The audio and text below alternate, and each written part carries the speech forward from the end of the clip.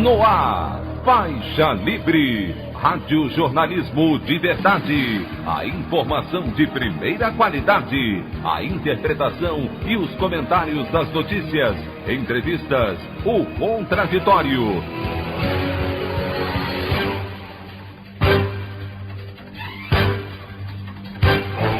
Tudo para aproximar você cada vez mais da realidade do Brasil e do mundo. Apresentação: Anderson Gomes. O presidente Jair Bolsonaro afirma que auxílio emergencial pode voltar a ser pago a partir de março em 3 ou 4 parcelas. Ministro da Saúde, General Eduardo Pazuello, explica ao Senado ações de combate à pandemia. Carnaval de 2021 começa sem desfile de ruas, com transmissões pela internet e na esperança pela vacinação contra a Covid-19. Essas e outras notícias na edição desta sexta-feira, 12 de fevereiro do ano de 2021, do programa Faixa Livre.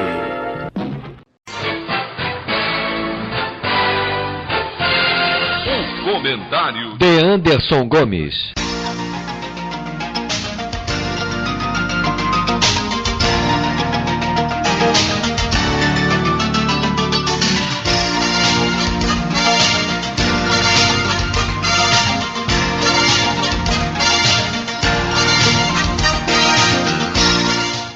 Bom dia, ouvintes. A entrega do Banco Central para o capital financeiro, que se concretizou na última quarta-feira, é o apogeu de 3 décadas de tentativas dos ultraliberais se apoderarem da política monetária do nosso país. Mas a aprovação dessa medida pelo Congresso tem um símbolo. E é isso que eu quero apresentar a vocês no editorial de hoje, fazendo a leitura de um artigo publicado ontem pelo professor Gilberto Maringoni nas suas redes sociais, que tem o título de Arthur Lira e a Lógica do Poder, de Classe. Sim, é um escândalo que a Câmara aprovou ontem a virtual privatização do Banco Central, um tiro de canhão na economia nacional. Mas raciocinemos friamente sob a lógica do exercício do poder e dos interesses de classe.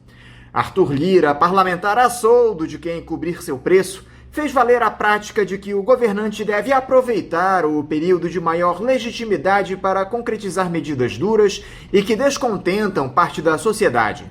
É a marca do imediato pós-eleição. É o momento em que os desgastes naturais e a fadiga do material ainda não dão o tom e em que os efeitos exibem o frescor da novidade. O pioneiro nessa métrica foi Franklin Roosevelt, ao assumir o governo dos Estados Unidos em 1933, em meio à maior crise da história do capitalismo até então. Eram os 100 dias, a expressão tornada clássica desde então. O democrata mostrou ali toda a sua ousadia. Não titubeou em desfraudar o poder de Estado no comando da atividade econômica.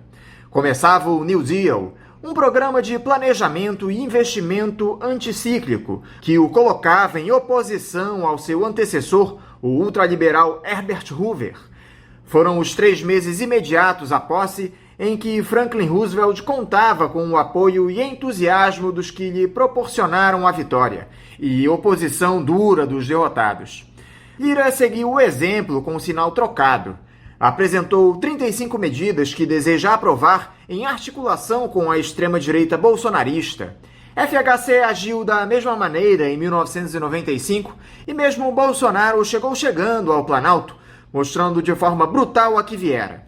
Seria espantoso que Lira colocasse para aprovar pautas da oposição, como ampliação das verbas para a saúde, fim do teto de gastos, auxílio emergencial imediato e sem contrapartidas, e o impeachment do Bossal. Compromisso de classe é compromisso de classe, e pensar em ações que contrariem tais interesses é puro delírio. É sandice equivalente a imaginar, por exemplo, que um líder progressista chegasse ao governo e, aproveitando da popularidade alta, evitasse pautas democratizantes e tornasse medidas caras aos inimigos de véspera, como reforma da Previdência, ajuste fiscal radical e profundo, aumento abrupto dos preços administrados, energia, saneamento, combustíveis, manutenção de legislações arbitrárias, leilões de riquezas nacionais, etc. Absurdo, não? O poder racional tem lógica. Isso jamais aconteceria. Seria também puro delírio. Por isso, Arthur Lira age como age. É brutal, mas coerente com sua trajetória. A opinião do Faixa Livre. Bandeirantes, 1360. Estamos apresentando Faixa Livre. Voltamos a apresentar Faixa Livre. Estamos de volta, ouvintes, com o início da edição de hoje do programa Faixa Livre, que tem na sua produção a jornalista Celeste Sintra, auxiliada pela também jornalista Natália Moraes, tendo no comando do áudio o Francisco. Meu bom dia a todos. E meu bom dia também a você, que pode aqui participar nos enviando mensagens eletrônicas para o endereço ouvinte@programafaixalivre.com.br ou ainda registrando suas participações diretamente nas nossas redes sociais. No Facebook, nossa página é o Programa Faixa Livre. No Twitter e no Instagram, para deixar o seu recado, basta seguir os perfis @PGM Faixa Livre. Lembrando que as participações por telefone estão inviabilizadas, pois durante o período da pandemia do novo coronavírus, nosso programa está sendo gravado no dia anterior à sua veiculação. Pedimos desculpas aos nossos ouvintes que costumam interagir conosco desta forma, mas foi a maneira encontrada pela equipe do Faixa Livre para mantê-los informados sobre o que acontece no país e no mundo com essa nossa visão crítica e, ao mesmo tempo, preservando a saúde dos profissionais que levam o programa ao ar. O Faixa Livre pode ser acompanhado também pelo nosso aplicativo para celulares com sistema operacional Android. O nome do aplicativo é Programa Faixa Livre. Os ouvintes também têm acesso à transmissão pelo nosso site, o www.programafaixalivre.com.br, ou pela página da Associação de Engenheiros da Petrobras, a AEPET, uma das nossas entidades patrocinadoras, no www.aepet.org.br. Para quem perdeu alguma das edições ou quer ouvir novamente o Faixa Livre, os áudios das entrevistas e editoriais estão disponíveis no nosso podcast, nos aplicativos Spotify, Deezer e Castbox. E dando início às nossas entrevistas, eu cumprimento o jornalista e vice-presidente da Associação Brasileira de Imprensa, ABI, Cid Benjamin. Cid Benjamin, bom dia. Bom dia, Anderson. Bom dia, ouvintes do Faixa Livre. Muito obrigado, Cid, por você novamente dialogar conosco aqui no Faixa Livre.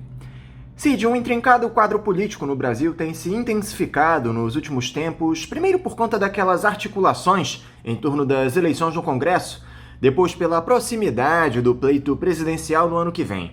O presidente Jair Bolsonaro tenta construir uma base de apoio fundada no toma lá da cá com o Centrão, enquanto as forças políticas de direita buscam se reagrupar para enfrentar o ex-capitão nas urnas. Antes de nós tratarmos de questões mais específicas, Cid, dava para esperar um início de ano tão movimentado no cenário político? Olha, Anderson, já haveria naturalmente alguns elementos para tornar agitado esse início do ano. Eu me refiro ao fato de que no outro ano, quer dizer, estamos em 2021, em 2022 teremos eleições presidenciais. Então, o ano anterior às eleições presidenciais sempre é rico em articulações, em intrigas, em disputas. Mas, temos também a questão das eleições para as presidências da Câmara dos Deputados e do Senado. Isso, enfim, geralmente traz algum tipo de agitação e tal. Mas nós temos outros elementos que fazem com que esse momento seja mais enrolado, mais complicado. Primeiro, a pandemia, né? Já estamos com 234 mil mortos por uma pandemia que foi tratada de maneira irresponsável e criminosa pelo governo federal e pelo presidente Jair Bolsonaro em particular. O Bolsonaro fez campanha contra a vacina, o Bolsonaro disse que isso era só uma gripezinha e que quem se preocupava com a pandemia de coronavírus era maricas. Enfim, ele fez todo um discurso contra a ciência e negando os riscos, os perigos e a gravidade dessa pandemia. Isso ajuda muito a complicar o quadro. Além disso, nós temos uma crise econômica brutal. Nunca em toda a história do Brasil o desemprego esteve tão alto. Entende? E isso traz elementos de instabilidade, de preocupação, etc. Quem não precisa circular muito pelas ruas do Rio de Janeiro, onde eu moro, para ver que cresceu enormemente a quantidade de pessoas nas ruas. A população, a chamada população de rua, ou como gostam de dizer, população em situação de rua, está muito grande, muito grande. E não é mais um ou outro que está lá, o cara dependente químico, está largado. Então, são famílias com marido, mulher, crianças, quase sempre um cachorro que cumpre uma função de ter uma relação afetiva com as pessoas que compõem a família e cumpre uma função também de, durante a noite, guardar, vigiar os parcos pertences que eles têm para evitar roubo, etc. Então, é um conjunto de coisas que torna a situação mais complicada. Depois, o Bolsonaro, ele não para de falar bobagem, o que afasta dele segmentos de classe média que são de direita, mas que votaram nele e o apoiaram. Então, isso tudo contribui para uma situação de muita instabilidade. É fato que ele atraiu o Centrão. O pessoal fala em compra dos deputados do Centrão. Na verdade, o Centrão ele não se coloca à venda, ele se coloca, se dispõe a ser alugado, quer dizer, mediante corrupção, mediante emendas que favorecem interesses particulares, que não têm interesses republicanos aí, mediante cargos que permitam corrupção, o Centrão apoia aqui ou ali. Agora, é preciso a gente se perguntar também o seguinte: o Bolsonaro comprou ou alugou dezenas ou até umas poucas centenas de deputados e ficou de pagar isso ao longo dos próximos meses. Ele vai pagar? A área econômica vai abrir minimamente o cofre para que ele possa cumprir esses compromissos? É uma pergunta a ser feita. De maneira que esse aluguel do Centrão, e eu insisto que o Centrão ele não se coloca à venda, ele se coloca para ser alugado. Ele foi alugado pelo Bolsonaro, deu então a vitória ao Lira na Câmara, que era o candidato do Bolsonaro, que já começa querendo mostrar serviço com a proposta de independência do Banco Central. Velha aspiração do sistema financeiro e dos banqueiros. Agora, até quando essa relação do Centrão com Bolsonaro vai estar sólida? Isso é uma pergunta que se faz. De qualquer maneira, é fato que é um início de ano bastante movimentado. Como as coisas vão se desdobrar, é difícil prever. Há elementos que apontam para a possibilidade de uma instabilidade maior, com o agravamento da crise econômica, social, com a segunda e terceira onda na pandemia. Enfim, é um quadro, de fato, mais difícil do que normalmente costumam ser os quadros de início de um ano anterior ao ano eleitoral. Um desses movimentos, Cid, veio do próprio Palácio do Planalto. O Jair Bolsonaro escancarou de vez que não confia no seu vice, Hamilton Mourão, e excluiu o general de uma reunião ministerial realizada na última terça-feira. O Mourão garantiu que não ficou incomodado, mas me parece que não é bem assim não, tanto que ele não compareceu posteriormente a uma cerimônia no Planalto.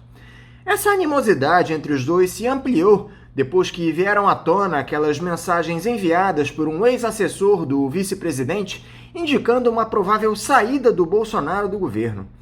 Você acredita que esse clima de desconfiança se amplie ao ponto de o Hamilton Mourão conspirar contra o presidente?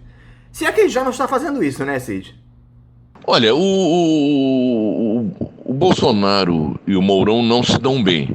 Isso é. Inclusive, a rigor, o Mourão não era o candidato a vice predileto, preferido do Bolsonaro.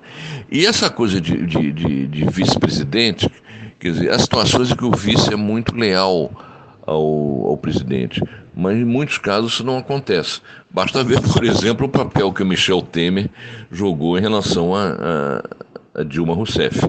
Ele conspirou o tempo todo e teve o tempo todo de olho na expectativa de assumir a presidência.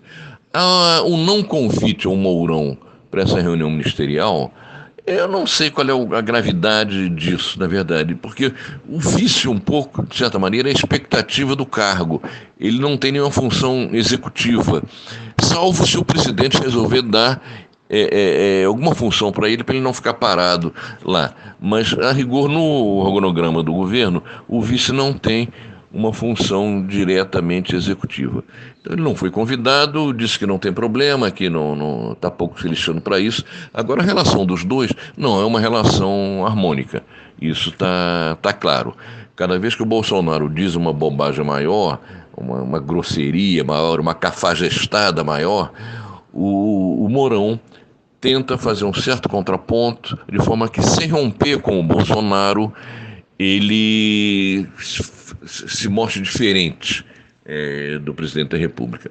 Quer dizer, isso certamente não é visto com agrado pelo presidente e pela sua entourage, aquela corja de cafajestes que circula em torno dele, e a começar pelos próprios filhos. Entende? Volta e meia, algum filho do Bolsonaro ataca o Mourão, ataca o vice-presidente, meio que achando que está cumprindo fazendo um favor, ou cumprindo uma tarefa do pai.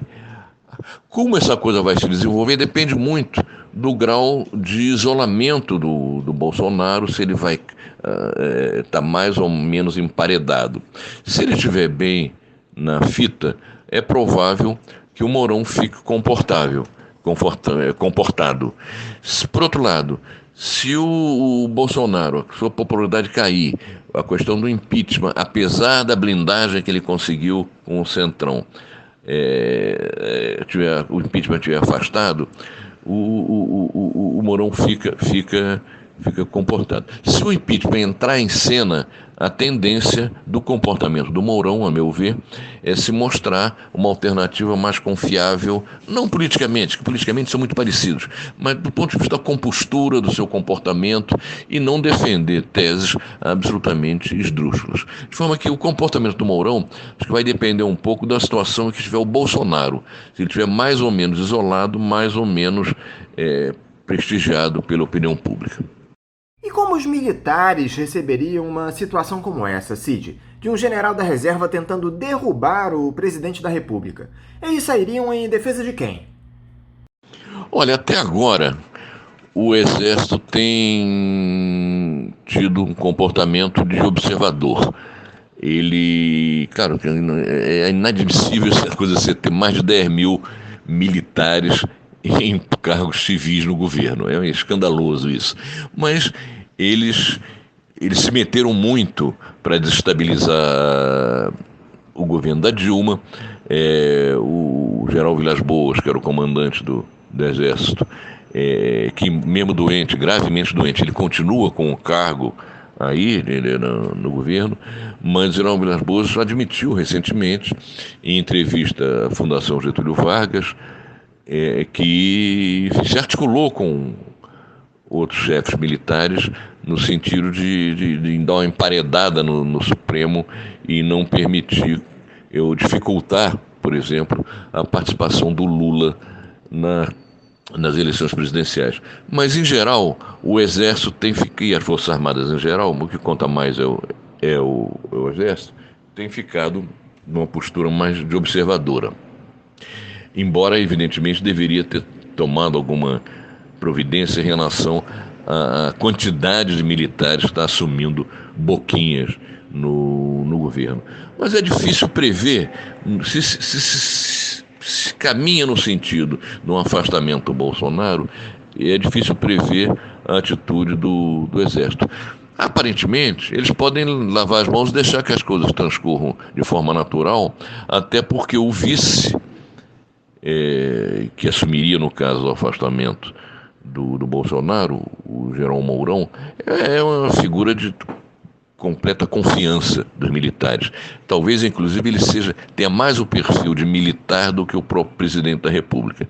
Eu já disse aqui no Faixa Livre, repito, o perfil do Bolsonaro é menos de militar e mais de miliciano.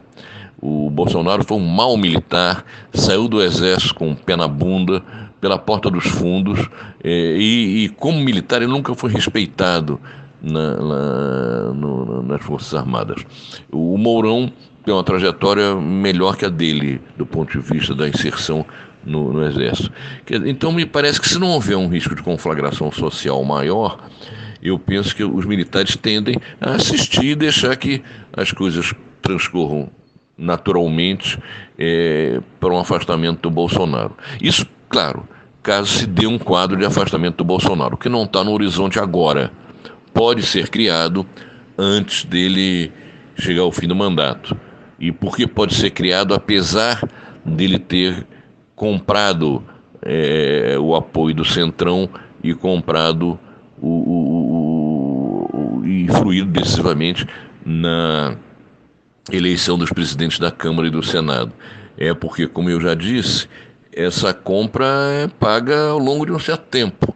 E a quantidade de promessas feitas pelo Bolsonaro e pelos seus prepostos na administração para atrair essa gente que é o que é de pior, é o esgoto da política nacional, são propostas, são promessas que têm que ser cumpridas nos próximos meses. Quer dizer, é bom deixar claro que a área econômica não vê com bons olhos esse tipo de coisa, que ela quer fechar o cofre, ela não quer segurar o dinheiro para entregar para os banqueiros. Ela não pensa em um processo qualquer de apostar em investimentos, etc. Isso, aliás, é um ponto de divergência que ela tem com o próprio Centrão. Porque o Centrão tende a ser contra o teto de gastos, por exemplo. O Centrão tende a ser favorável a mais investimentos públicos, porque só assim ele pega o quinhão dele.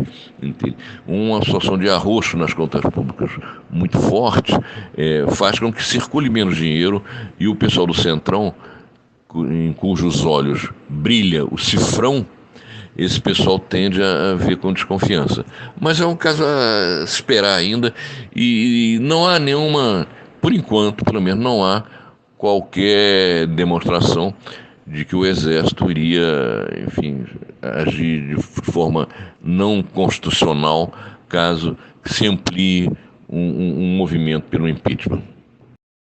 Se entre aqueles que estão no comando do Executivo o clima anda quente, Cid, naquele grupo de ultraliberais que decidiram se afastar do bolsonarismo, a situação não é muito diferente. Há alguns núcleos de desentendimentos na direita nessa rearrumação que se dá para 2022. O Rodrigo Maia está de saída do DEM, trocou farpas com o presidente do partido ACM Neto, que preferiu o Bolsonaro ao ex-presidente da Câmara, que pode estar de mudança para o PSDB. Já entre os tucanos, a briga se dá em torno do nome do deputado Aécio Neves, que fez algumas sinalizações ao ex-capitão e provocou a ira de João Dória, líder da legenda. O governador de São Paulo pediu o afastamento de Aécio do partido e expôs o racha que há no PSDB. Como é que você analisa todo esse desentendimento, todas essas disputas entre os liberais, Cid?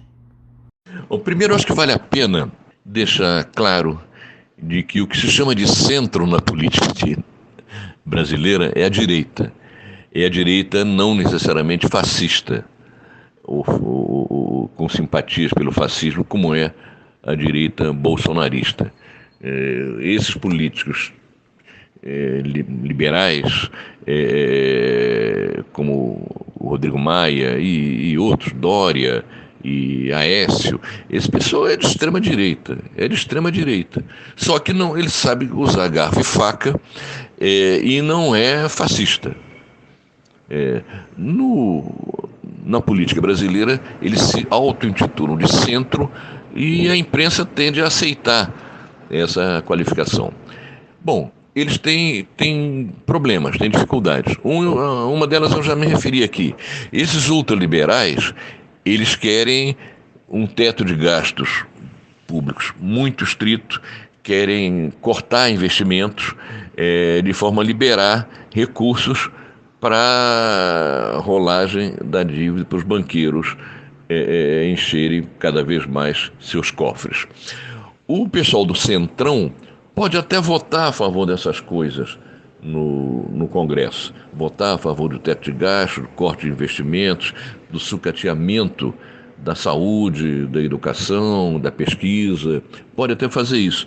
Mas, no fundo, essa gente prefere que haja gastos, haja investimentos públicos, porque é nisso que eles ganham, é nisso que eles tiram a sua parte, seu quinhão. De forma que há uma base para a divergência, uma base real por baixo dessa briga. Há ainda casos específicos, por exemplo, no PSDB, o Dória tenta se cacifar como candidato a presidente da República no ano que vem. Se vai ser candidato, é outra conversa, mas ele tenta se cacifar.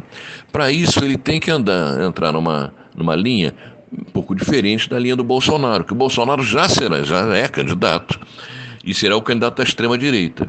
Então, o Dória tem que, apesar de ter usado na última eleição o nome de Bolsodória, para ligar a sua candidatura à candidatura do Bolsonaro, o Dória tem que se mostrar meio diferente do Bolsonaro. E, de fato, talvez ele seja diferente mesmo. Ele não é um cara de extrema-direita, não é um fascista como o Bolsonaro, mas ele tem que demarcar isso. O Aécio já foi o dono do PSDB, mas ele está tão sujo pela questão da corrupção que é uma figura incômoda hoje. Ele não, no caso, a bronca do Dória com ele não é que o Aécio ainda pensa em ser candidato a presidente, não. O Aécio está centrado em sobreviver, em ficar fora da cadeia. Mas é um nome pesado, um nome que atrapalha o PSDB hoje. Por isso, o Dória propõe a sua expulsão, ou a sua saída do partido. Por outro lado, a derrota do Rodrigo Maia foi muito grave. A derrota do Rodrigo Maia na eleição da Câmara foi muito grave para aquele pessoal que queria apostar numa alternativa de direita mais civilizada. Porque o Rodrigo se mostrou um político habilidoso como presidente da Câmara, e ele não tem voto, na verdade. Ele quando foi candidato aqui no Rio para prefeito, ele tendo como vice a Clarissa, filha do garotinho, foi um fiasco essa chapa. Tiveram, se não me engano, 3%. O Rodrigo não tem voto, ele tem habilidade, se mostrou um político mais hábil do que simplesmente, é o filho do César Maia. Não, ele mostrou alguma habilidade, agora não tem voto. E fez uma aposta que quebrou a cara. O seu partido, em que ele dizia que meio que mandava no DEM, o abandonou. Ele deixou o Rodrigo Maia pendurado no pincel e tirou a escada. Então ele fala agora em sair do DEM, e fala-se que ele iria para o PSL. Ora, o PSL é o partido criado pelo Bolsonaro. E o Bolsonaro só saiu desse partido porque brigou com o presidente do partido, o Luciano Bivar, por conta de quem vai ficar com o dinheiro, quem vai administrar os recursos partidários. Então, como o Bolsonaro queria administrar essa coisa e o Luciano Bivar não abria mão, ele acabou saindo. Mas, enfim, para quem tenta se apresentar como centro-direita, como é o caso do Rodrigo, essa opção de PSL é uma brincadeira. É um partido de direita mesmo, de extrema-direita, muitas vezes. Mas esse quadro de rearrumação na direita é natural, porque são vários os candidatos, ou os pré-candidatos a presidente, e essa cadeira, como um candidato da extrema-direita, já está ocupada, que é pelo Bolsonaro. Aí fala-se Luciano Huck. Bom, eu nunca vi uma entrevista política do Luciano Huck. Ele é um cara que é conhecido pelo grande público, que é apresentador de televisão. Entende? Certa vez, já há algum tempo, quando o Silvio Santos ameaçou se lançar candidato, o Antônio Carlos Magalhães, o ACM, não esse agora, o neto, mas o ACM, o avô, que era um dos caciques maiores da política brasileira, um cara de direita, autoritário, etc. Mas é um cara inteligente, um sujeito esperto. O ACM, diante da candidatura do Silvio Santos, ele perguntou, por que não o Faustão? Porque apresentador por apresentador, o Faustão também era um apresentador de TV e tal. E na época nem o Faustão, nem o Silvio Santos tinham dito uma palavra sobre política, o que pensam, qual é o projeto, o programa dele e tal. O mesmo acontece com o Luciano Huck agora. Ele é trabalhado, às vezes, ou ameaças de trabalhá-lo como um candidato de uma direita não extremada. Mas o que ele pensa? Alguém já viu ele num debate político? Alguém já viu ele numa entrevista política dizendo o que ele pensa sobre o país? Quer dizer, eu não vi. E eu acompanho com muito interesse a situação política do país. De forma que temos o candidato da extrema-direita, que é o Bolsonaro, e essa direita civilizada, que usa a abotoadora e sabe usar os talheres, essa gente quer se mostrar diferente do Bolsonaro, conta com a simpatia dos grandes meios de comunicação, mas não encontraram esse candidato ainda. Entende? O Rodrigo Maia, se tivesse mais fortalecido, poderia ser uma alternativa, mas com essa surra que ele levou na eleição da presidência da Câmara, está descartada. O Huck é apresentador de TV e não consegue emplacar como político. O Dória ele governa um estado mais importante do país, mas é um cara que também tem seus tropeços e é um nome muito paulista. Ele tem dificuldades em ser visto como um nome nacional. De forma que o quadro está em aberto mesmo, e o que se tem de seguro é que o Bolsonaro, se não for cassado antes, ele será candidato. Esse pessoal que se intitula de centro-direita, que na verdade é direita, embora não seja nazista, fascista, como o Bolsonaro, essa gente está buscando um candidato, mas não encontrou ainda. Vamos ver se daqui para frente há mais novidades nesse quadro. E a esquerda, como ela pode se aproveitar dessa confusão que se estabeleceu no campo adversário, Cid? Anderson, a confusão não é só no campo adversário. A própria esquerda também, ela não está bem. A gente teve recentemente o Haddad se lançando candidato e dizendo que teria o aval do Lula se o Lula não pudesse ser candidato, que seria ele, Haddad. Haddad é um candidato muito fraco. Ele se tornou conhecido porque foi candidato já uma vez, chegou ao segundo turno. Agora eu quero lembrar que depois do primeiro turno, na eleição presidencial, o Haddad ficou em segundo lugar. Era difícil reverter aquela situação muito favorável ao Bolsonaro.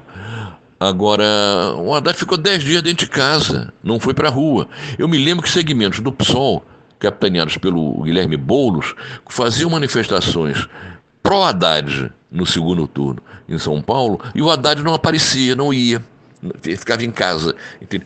Ele tem um estilo muito atucanado demais, entende? Dificilmente ele vai impor. Eu não vejo como o Haddad pode empolgar alguma coisa. Eu digo isso com uma tranquilidade e dizendo que no segundo turno da eleição passada eu votei no Haddad, porque eu não voto contra o Bolsonaro. Mas o lançamento dessa candidatura acho que não ajuda em nada nesse momento. Acho também que, embora fosse interessante, a esquerda está discutindo o programa, está sentando e para depois chegar na escolha de um candidato, o fato é que o maior empecilho para que haja um candidato único da esquerda no segundo turno não é a falta de acordo sobre o programa. Isso poderia chegar a um acordo em 80%, 90% das questões. Quer dizer, a maior dificuldade é que há várias candidaturas já colocadas. Você imagina, por exemplo, que o Ciro Gomes vai abrir mão da sua candidatura?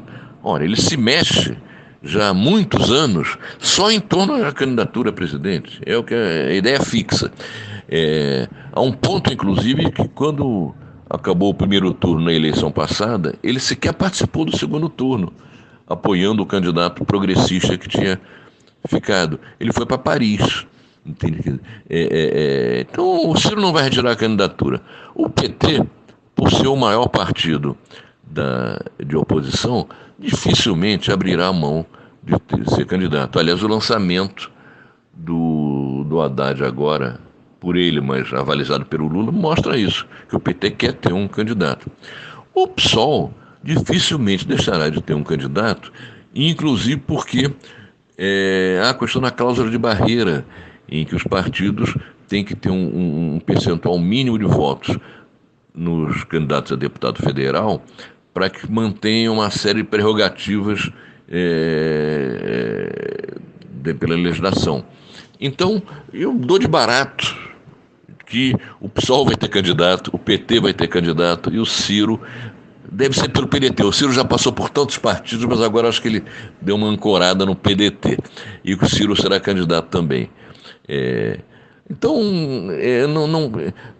ainda assim seria muito bom que todos sentassem, procurassem elaborar um programa mínimo, etc. e tal, e trabalhar com isso, assumindo compromissos de evitar rusgas e brigas maiores entre eles, até para facilitar uma união no segundo turno. Mas mais importante do que discutir a eleição para a esquerda, me parece discutir o que fazer hoje. Seria muito importante que, em torno a uma plataforma pequena, de 3, 4 pontos, ajuda emergencial, vacinação completa, atendimento às recomendações médicas de enfrentamento da pandemia, enfim, coisas desse tipo, que a esquerda se unisse, e fora Bolsonaro também, se unisse na oposição ao Bolsonaro, porque a forma de você mudar a relação de forças é mobilizando a população de alguma forma. Eu sei que a pandemia atrapalha, dificulta manifestações de massa, etc.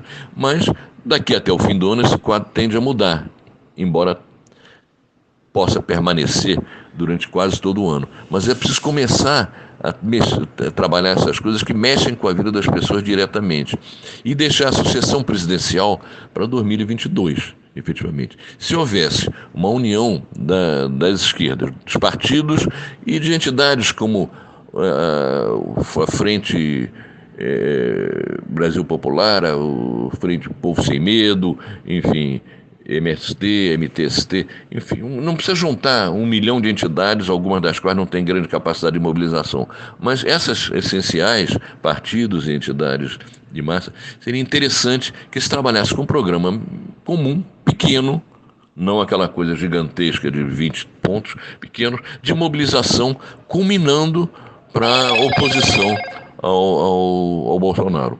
Eu acho que seria muito melhor do que propriamente já começar a querer ver quem vai ser o candidato em 2022. Uma questão que se coloca é a seguinte, Cid. Os partidos de esquerda estão muito preocupados em personificar as candidaturas para a presidência, mas deixam de lado o mais importante, na minha opinião, que é a discussão em torno de um projeto de país genuinamente progressista, que combata as desigualdades, que rompa com o ultraliberalismo que está colocado. Depois de se ter esse programa desenhado, aí sim deve-se falar sobre quem tem a viabilidade eleitoral para representar esse projeto. A esquerda tem errado na estratégia, Cid? Olha, de certa maneira eu já tratei dessa questão na resposta anterior. Eu acho que é sempre bom discutir um projeto para o país, etc. Mas não é isso que hoje está dificultando a unidade da esquerda. Não é isso, não é a falta dessa unidade. No essencial, um programa de combate ao neoliberalismo e de supressão das barbaridades maiores implementadas pelo Bolsonaro e o próprio afastamento do Bolsonaro, isso unifica, de certa maneira, a esquerda, entende? E a questão do nome, pode-se chegar ou não a um nome comum, mas se você avançar na questão de uma unidade programática, já é um bom passo. Mas eu insisto que mais importante do que isso, inclusive, é uma união imediata em relação a questões táticas, de como enfrentar o governo Bolsonaro e como tornar concreta essa palavra de ordem fora Bolsonaro. Porque, de fato, nós estamos vivendo uma situação de destruição do país. de destruição do país.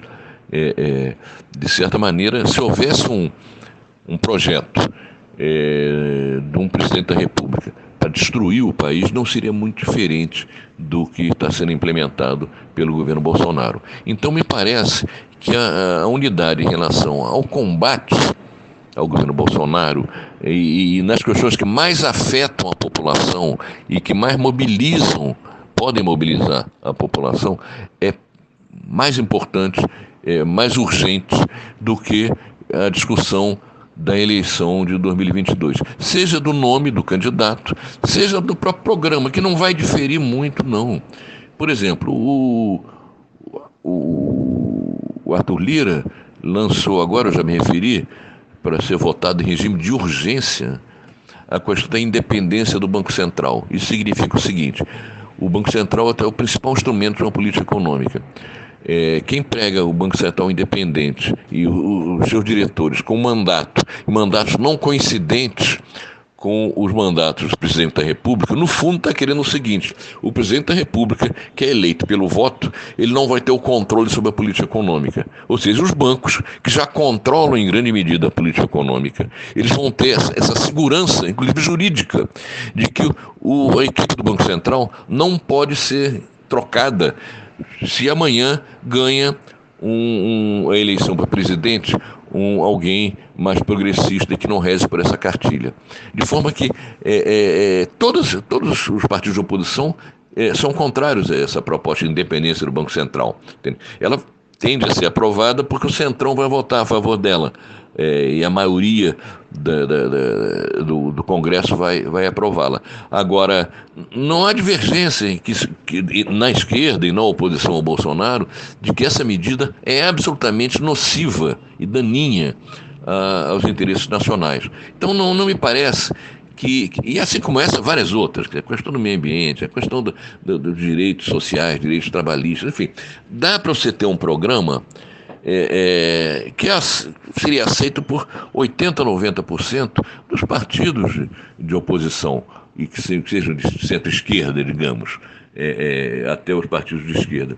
Então, a questão não é tanto a falta de unidade no programa, a questão é principalmente esse desejo de cada partido de ter seu candidato e, principalmente, o que é mais grave, essa unidade dos partidos não se dá, no momento atual, para enfrentamento de questões vitais para a população brasileira e para se consolidar uma oposição de grande expressão contra o Bolsonaro. Eu citei o PT ainda há pouco, Cid, e outro episódio que envolve o partido é aquele escândalo das mensagens trocadas entre o Sérgio Moro e os procuradores da Operação Lava Jato, que o Supremo autorizou o acesso à defesa do presidente Lula. Está mais do que claro o conluio entre acusação e juízo na tentativa de incriminar o petista. A pergunta que fica é a seguinte, Cid: será que o Supremo assumirá a sua responsabilidade e julgará o Sérgio Moro suspeito, abrindo espaço para que o Lula recupere os direitos políticos? O curioso é que uma decisão desse tipo, Cid, pode favorecer até o próprio Jair Bolsonaro, que acabou entrando em atrito com o ex-juiz por conta daquele episódio da tentativa de interferência do presidente na Polícia Federal. Anderson, essas gravações mostram que os julgamentos foram um jogo de cartas marcadas e um conluio absolutamente vexaminoso entre o Ministério Público, os acusadores, e o juiz, Sérgio Moro. Quer dizer, o Sérgio Moro já não pode ser punido mais como juiz, que ele se aposentou, ele saiu. Senão ele teria que ser punido, talvez até ser afastado por uma decisão como punição. Mas ele pode ser punido na área criminal. Eu já tenho visto alguns artigos, algumas entrevistas que mostram que esse comportamento dele é passível de ser punido do ponto de vista criminal. O fato é o seguinte: mais dia menos dia, com essas revelações vindo à tona, esses processos vão ser anulados. O Lula vai recuperar seus direitos políticos. Entende? É escandaloso o que aconteceu. E olha que o Supremo esse Supremo, apesar de ter sido nomeado, a maioria dos seus integrantes foi nomeado por governos petistas, o Supremo é muito ruim. Muito ruim. Você tem um ou outro ali que se salva. E tem figuras absolutamente... se comparar esse Supremo com o Supremo, por exemplo, que tinha o João Goulart, as figuras que estavam lá e que estão aqui, é uma diferença brutal. Entende? E está cheio de gente conservadora, de gente que participou, inclusive, dessa perseguição ao Lula no Supremo. Veja, a Lava Jato, quer dizer, está comprometida. Não é que eu pense que não houve corrupção. Houve corrupção, já havia corrupção. Os partidos que compunham, inclusive, apoio ao Lula e à Dilma participaram da corrupção. O PT, incluído nele, participaram da corrupção. Quem participou de corrupção deve ser punido. Agora, isto é uma coisa. Outra coisa foi a forma absolutamente aberta e clara, escancarada, de uma ação política do juiz Sérgio Moro para retirar o Lula da disputa presidencial. Enfim, são duas coisas. Quer dizer, eu não sou favorável a que se passe a mão na cabeça da corrupção, dos corruptos, e a própria quantidade de dinheiro que foi devolvida mostra que, enfim, o dinheiro foi desviado mesmo. Isso tem que ser punido. Tem que ser punido. Agora, ficou claro também, com essas revelações todas que vieram à tona, que houve um propósito deliberado do Ministério Público e do juiz Sérgio Moro de perseguição ao Lula e afastamento e inviabilização da sua candidatura à presidência da República. Para finalizar, Cid, vocês da Associação Brasileira de Imprensa divulgaram uma nota em repúdio à mudança do Comitê de Imprensa da Câmara dos Deputados, que nada mais é que a sala onde os jornalistas responsáveis pela cobertura da Casa Legislativa trabalham. A decisão partiu do novo presidente da Câmara, Arthur Lira, mas ele não é o primeiro a propor essa mudança. Sucessivos presidentes de diferentes partidos tentam há algumas legislaturas desalojar a imprensa pelo simples motivo de que a sala dos jornalistas dá acesso direto ao plenário, sendo assim ideal para que suas excelências acessem-no sem passar pelo Salão Verde. É muita cara de pau, não é, Cid? A Associação Brasileira de Imprensa, da qual eu sou vice-presidente, ela soltou uma nota ontem levantando essa questão. Quer dizer, tem um objetivo claro aí de dificultar o acesso dos jornalistas aos parlamentares, coisa que eu imagino com a qual nem todos os parlamentares concordam. Quer dizer, os caras que eles querem dar entrevistas, querem ser ouvidos, querem dar declarações que repercutam na mídia. Mas talvez a maioria prefira deixar longe os jornalistas. E essa maioria deve ter influído, junto ao presidente da casa, o Arthur Lira, para retirar os jornalistas da atual sala de imprensa e botar eles lá longe, fora, dificultando o acesso deles aos parlamentares, aos políticos em geral. Isso é inaceitável e é ilegal pelo seguinte: o Arthur Lira está prevendo a feitura de obras na Câmara para fazer essa adaptação. Só que a Câmara é uma construção tombada, um projeto Oscar Niemeyer, e não pode ser modificada. Nós, inclusive, além de fazer a denúncia política de que isso é uma tentativa de dificultar o trabalho jornalístico e dificultar o acesso dos jornalistas aos deputados, é uma coisa ilegal, porque uma Constituição tombada não pode ser mudada ao bel prazer do presidente da Câmara. Eu acredito, inclusive, que ele vai recuar dessa posição, porque é uma ilegalidade flagrante. Nós vamos escrever a justiça, porque a parte da questão legal de estar mexendo no imóvel tombado, quer dizer, e é um excelente argumento para impedi-lo de fazer isso, quer dizer, há a questão de dificultar o trabalho jornalístico, que é uma coisa essencial na democracia. De forma que eu tenho uma expectativa de que ele seja obrigado a voltar atrás nessa decisão estapafúrdia.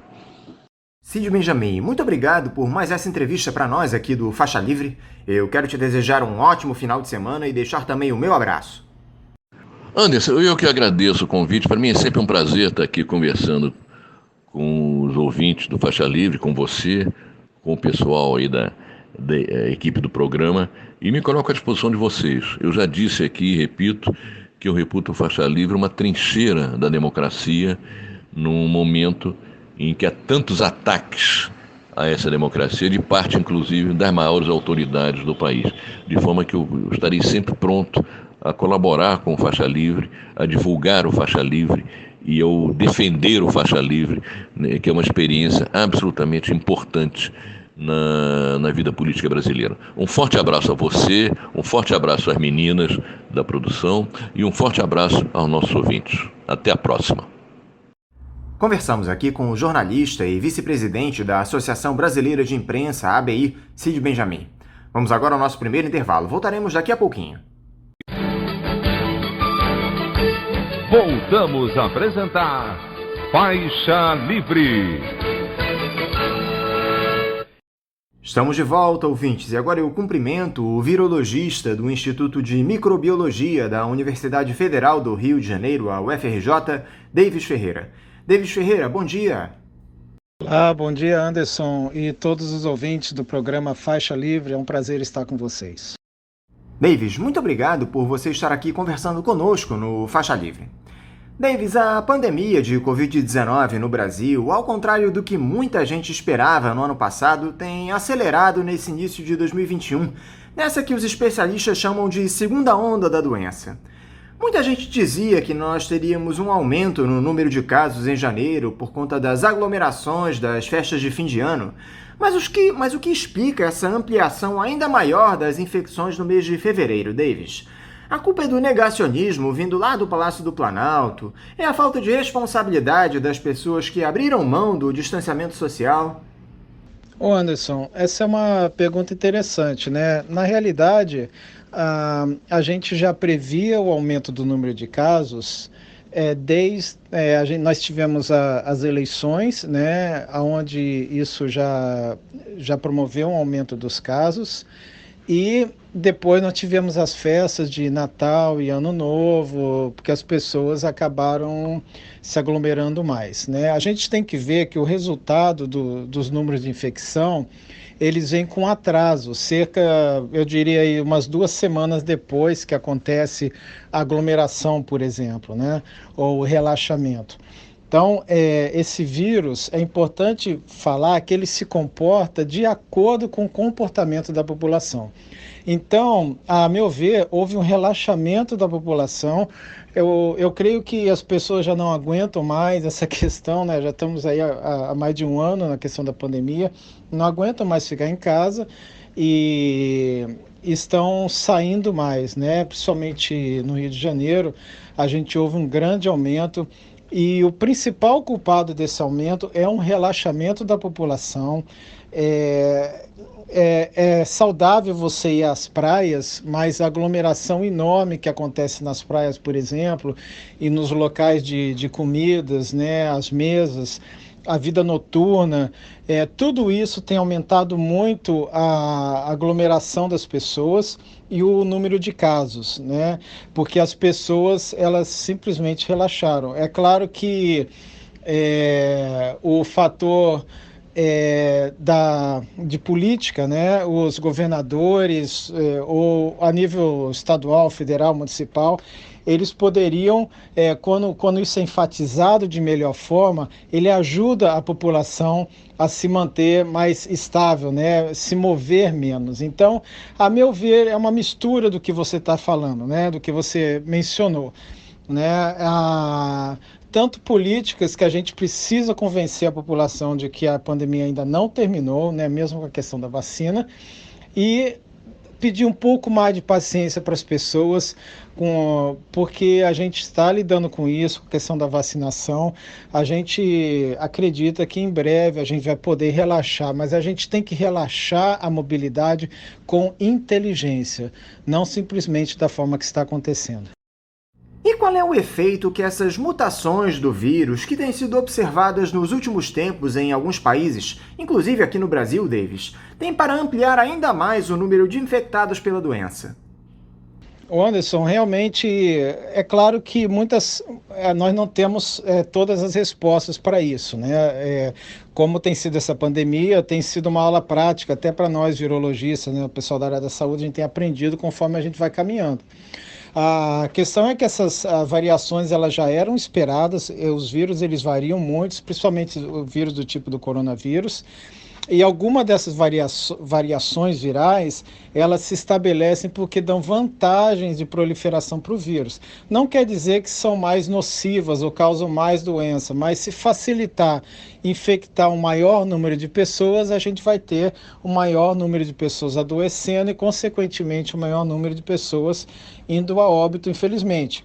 Mas a grande consequência é que a preocupação é para saber se essas variações do vírus elas estão escapando das vacinas que já estão em andamento, né? Ou diminuindo a eficácia dessas vacinas, né? Porque essas vacinas elas são direcionadas principalmente, pelo menos a maioria, contra a proteína de superfície do vírus, né? E essa proteína ela tem variado em alguma dessas variantes. Então, os estudos que estão sendo feitos é se isso está diminuindo a eficácia das vacinas. Em alguns locais já foi comprovado que houve uma diminuição da eficácia, mas a gente ainda não sabe se é o suficiente para impedir o benefício da vacina, e a gente acredita que não, por enquanto. Mesmo diminuindo a eficácia, a gente vê que a vacina tem sido beneficial, né, para os locais que estão vacinando. Mas, então essa é a preocupação com relação às variantes, e agora a gente tem que esperar, os laboratórios estão trabalhando dia e noite para responder essas perguntas que a gente ainda não sabe. Mais um motivo para as pessoas terem um pouco mais de paciência com relação ao relaxamento. O problema, Davis, é que nós temos um carnaval pela frente. Ainda que os gestores públicos tenham cancelado os desfiles das escolas de samba e dos blocos, é muito evidente que a chance de nós termos aglomerações é enorme. O que é que vocês que estão lidando diretamente com a pandemia esperam desse período carnavalesco, Davis? Esse desastre da Covid-19 pode aumentar ainda mais nos próximos dias?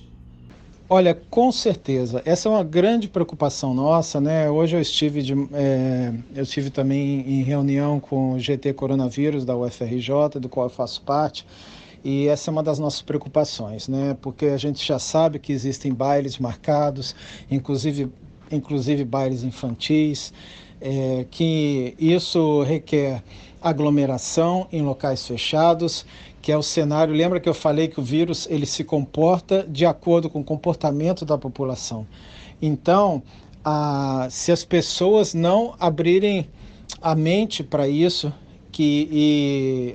ou abrirem mão de não se aglomerarem e irem para as festas, a gente espera em algumas semanas, no caso o Rio de Janeiro ou qualquer cidade vai sofrer as consequências, mesmo em meio às vacinações que nós estamos tendo, porque a gente ainda não vacinou um número suficiente de pessoas na população. Então, sim, se as pessoas não atentarem para o isolamento durante o carnaval, se as pessoas forem para as festas, mandarem seus filhos para as festas e aglomerarem, não usarem máscara e não cuidarem da higienização das mãos, principalmente, a gente espera em cerca de 2 semanas ou um pouco mais o resultado disso. Lembra que o resultado disso é um aumento do número de casos e, consequentemente, um aumento do número de óbitos. Então, é muito importante a gente falar isso para a população. Lembra? Se você já teve, se você acha que você está protegido, que você se você tiver o vírus, for infectado, você não terá uma doença grave, lembra das pessoas que convivem com você, das pessoas que podem passar por você numa rua, que são vulneráveis, que têm uma doença de base ou que são idosos. E a gente vai, com certeza, isso vai refletir no aumento de número de óbitos na população, infelizmente. Davis, como é que você tem visto a atuação do governo federal nessa pandemia? Além da retórica negacionista do Jair Bolsonaro, nós temos no Ministério da Saúde um general que está sendo investigado pela Polícia Federal por negligência à crise em Manaus. Olha, Anderson, isso é difícil, né? A gente sabe que uma das vantagens que o inimigo tem é quando ele convence de que ele não existe, ele pode trabalhar de forma livre, né? Então, o que a gente vê é todos os locais, os países em que o poder público minimizou o perigo desse vírus, a população sofreu mais e foi mais impactada. Isso aconteceu em alguns países. Então, realmente o poder público ele tem uma importância muito grande em falar para a população, isso é perigoso e vamos lidar com isso de forma séria até que a gente consiga vencer. Então, o primeiro passo é reconhecer que a gente tem um inimigo perigoso, né? E que a população ela ande de mão dada aí com o poder público e todos na mesma direção, né? Então, quando isso não acontece, quem sofre é a população, infelizmente. Né? Mas é claro que o governo não é o único culpado, realmente até países que encararam isso de frente sofreram bastante, mas eu acredito que o dano é muito menor quando a gente reconhece que a gente tem um inimigo, né, que é esse vírus, e que esse vírus é perigoso e a gente tem que vencer isso de forma unida, né? O poder público e a pessoa, cada um, membro da população individualmente. Outro sintoma desse caos administrativo que nós atravessamos, Davis, é a vacinação em ritmo lento no nosso país. Isso se deve muito à falta de ação do governo federal para adquirir os imunizantes lá atrás, quando eles ainda estavam sendo desenvolvidos, além dessa guerra ideológica estabelecida pelo bolsonarismo à China em especial. Que tipo de atitude o Ministério da Saúde deveria ter tomado para mudar esse quadro, Davis? Ainda dá para correr atrás desse tempo perdido? Olha, Anderson, só tem um caminho a seguir, né? É correr atrás da vacina, porque é o que a gente tem hoje. Né? Quando começou a questão da Covid-19 e a gente não conhecia nada do vírus, uma coisa a gente sabia: o uso de máscara ajuda, higienização das mãos ajuda, o distanciamento físico, né, que chamam também de distanciamento social, isso ajuda, e isso é verdade até hoje, né? E hoje a gente tem as vacinas que, mesmo com todos os problemas e eficácia, questão das variantes virais, é o que nós temos hoje, que a gente sabe que é eficaz e é o que nós temos hoje de arma. Então, o que a gente tem que fazer é, o mais rápido possível, fazer com que a população seja vacinada, né? Porque essa é a arma que a gente tem hoje e a gente tem que lutar com essa arma, né? É claro que é uma situação única em que nós temos várias vacinas circulando pelo mundo, né? Isso gerou muita confusão também, não só para a população quanto para o poder público, mas o nosso país é um país que tem... É um país muito importante, de grande sucesso na vacinação da população. Aliás, um dos países que melhor faz isso é o Brasil, né? E é uma pena que a gente esteja atrás, porque nós temos instituições importantes, como não só como o Butantan, mas como a Fiocruz, que são ícones em produção de vacina, né? E a gente poderia estar bem melhor das pernas com relação à vacinação da população agora. Nós temos visto, Davis, algumas informações conflitantes sendo veiculadas na imprensa. A Universidade de Oxford, que produziu uma das vacinas em parceria com o laboratório AstraZeneca, não garantiu a eficácia do imunizante de pouco mais de 70% para pessoas acima de 55 anos. Já a Coronavac só foi aprovada na China, país que desenvolveu a vacina na semana passada. Até esta data, ela não era usada entre a população chinesa. Essas notícias não ampliam as dúvidas da população em relação à necessidade de se vacinar, Davis? Acredito que não. O que a gente tem que entender é que mesmo nós não tendo a eficácia ideal, que é 100% de eficácia, ou seja, todo mundo vacinado não contrairia o vírus, não ficaria doente, mesmo nós temos uma eficácia pelo menos acima de 50%, né, que é o preconizado pela Anvisa, a gente vai causar um benefício para a população. Então, o que a gente tem que ver é que nós não estamos em uma situação ideal, mas é a melhor que nós temos, né? Se a gente puder fazer com que alguma porção da população fique protegido, então a gente vai fazer isso, porque a gente vai impedir o número de óbitos, né? Tem existido muita resistência contra a vacina, principalmente por causa de algumas notícias que não são verdadeiras em relação ao perigo da vacina, pelo menos a meu ver, né? E essa eficácia, né, a gente sabe que houve, por causa da velocidade, em termos de informação, nós tivemos, inclusive, como você mencionou, da Oxford, né, eles cometeram alguns erros até em mencionar a eficácia e depois viram que poderiam ter feito de forma diferente. Tudo isso acontece, mas em nada isso prejudica a visão de que se nós vacinarmos a população, mesmo com uma eficácia mais baixa, a gente está usando a arma que nós temos contra a Covid-19, contra esse vírus SARS-CoV-2, e a população vai se beneficiar disso quando grande parte da população for vacinada. Outra dúvida muito comum, Davis, diz respeito à aplicação da segunda dose da vacina.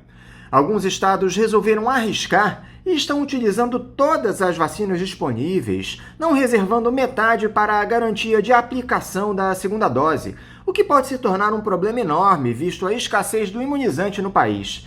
Você concorda com essa estratégia, Davis? Quais os riscos que ela pode oferecer? Anderson, em questão de risco, eu não vejo risco nenhum, né? Então, qual é a pergunta? Se a gente separa as doses para que todos tenham a primeira e segunda dose, ou vacina um número maior de pessoas só com a primeira dose, né? Então, alguns países decidiram ir com estratégias diferentes, né? Então, a maioria dessas vacinas, elas falam, se você vacinar, né, os estudos mostram, se você vacinar com a primeira dose, você não vai ter a eficácia que nós chegamos e falamos, mas você já tem algum tipo de proteção. Depois, quando você vacina a segunda dose, né, depois de algum tempo, essa proteção aumenta, né? Então, qual é a pergunta? Eu vacino muitas pessoas que vão ter menos proteção, mas tem um número maior de pessoas, ou eu vacino um número menor de pessoas com a proteção que é preconizado pelos estudos clínicos, né? Então, isso fica muito a cargo de decisão dos governos, né? O que acham melhor, é claro, junto com os epidemiologistas e o pessoal da área da vacina, né? Eu particularmente, eu acho que depende muito da vacina, né? Algumas vacinas, elas dão até uma resposta razoável depois da primeira dose, né? Com a vacina de RNA. Já a Coronavac, por exemplo, como a eficácia dela depois da segunda dose ela já é baixa e a gente não tem estudo, a gente não sabe qual é a eficácia depois da primeira dose. O que a gente sabe é que há uma certa proteção, sim. Há uma resposta de anticorpos mediante a vacina e a pessoa cria anticorpos contra o vírus, mas a gente não sabe qual a porcentagem dessas pessoas que vão estar protegidas. Então, é um pouco um tiro no escuro isso, porque nós não temos estudos, né? Então, eu não vejo isso de forma errônea, né? É uma estratégia que foi colocada. Então, vamos vacinar mais pessoas para que a gente tenha um maior número de pessoas com pelo menos um pouco de proteção. Então, não existe um erro nisso, né, é só uma visão estrategista, ou alguns que falaram, vamos vacinar um número menor de pessoas com as 2 doses para a gente ter eficácia total que foi feita, preconizada nos estudos clínicos, né? Então, como eu falei, não é uma visão errada, é simplesmente questão de estratégia, e a gente tem que lembrar também que as negociações elas estão caminhando, falando agora de Brasil, né? A gente tem as vacinas chegando, as coisas eu espero que estejam se resolvendo, né? E que em breve esses problemas sejam sanados. Então, talvez essa seja uma medida emergencial até que a gente tenha mais doses e possa usar também de uma forma mais ampla, não só a Coronavac, mas também a vacina da Oxford, né? Que vai ser amplamente distribuída. Então é uma questão de estratégia e a gente fica torcendo pelo melhor, né? E para que em breve esses problemas possam ser resolvidos e a gente tenha uma ampla distribuição de vacina o mais rápido possível no Brasil. Para encerrar, Davis, você acredita que a tal da imunidade de rebanho que tanto se busca pode se dar ainda em 2021 no Brasil? Podemos ter esperanças quanto a isso? Anderson, a imunidade de rebanho essa é uma pergunta muito difícil. Por quê? Porque agora que quando a gente começa a vacinar as pessoas, isso não só no Brasil, no mundo todo, os estudos eles vão começar em cima das pessoas que estão sendo vacinadas. Por exemplo, quanto tempo, não só a eficácia da vacina, né? Porque quando a gente vai para uma fase 4, a gente vacina um grande número da população, uma população mais heterogênea, e tem que saber a eficácia, ela se permaneceu de acordo com os estudos clínicos. E outra pergunta importante, por quanto tempo esses anticorpos permanecem na população? Esses estudos eles estão sendo feitos já por todo mundo e no Brasil também, com as pessoas já vacinadas, porque a gente precisa saber quanto tempo que as pessoas permanecem com anticorpos, porque a gente tem visto nas infecções naturais que alguns estudos falam de pelo menos 6 meses de imunidade, outros mostram um pouco menos, de 3 a 6 meses de imunidade, depois a imunidade da pessoa, os anticorpos começam a diminuir, né, e a pessoa ficaria vulnerável para infecção novamente com coronavírus. Talvez possa ser até o que tenha acontecido em Manaus, que eles tiveram a população, grande parte da população infectada mais no começo da pandemia, né? Então, a grande pergunta é por quanto tempo que os anticorpos gerados pelas vacinas eles vão persistir na população, né? Porque essa pergunta vai propiciar a gente saber qual a porcentagem da população que está efetivamente protegida, né? Então, isso só para vocês saberem que, como eu falei, isso como se a gente estivesse numa aula prática, a gente está aprendendo conforme a gente vai, né? A gente nunca teve uma vacina que chegou durante a epidemia ou pandemia. Sempre as vacinas elas vêm depois, né? E agora isso tudo está acontecendo ao mesmo tempo e, em parte, pela tecnologia, a evolução da tecnologia que nós tivemos nos últimos 10 anos, fantástica.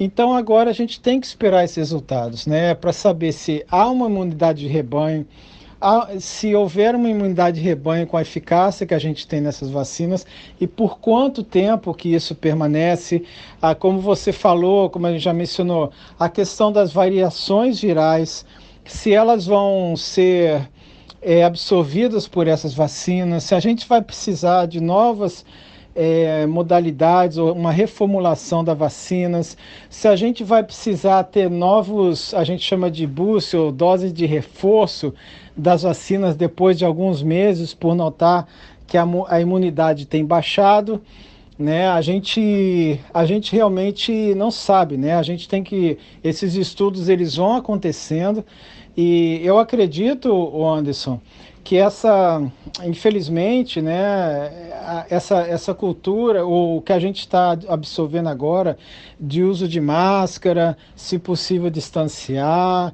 higienização das mãos, tudo isso vai permanecer para a gente por algum tempo e possivelmente não vai embora. Hoje vai ser muito comum você ver pessoas de máscaras, principalmente em locais como rodoviárias, aeroportos, como a gente vê muito, por exemplo, na Ásia, né, em qualquer noticiário, mesmo que não tenha a ver com doença, você vai ver pessoas usando máscaras, porque houve agora uma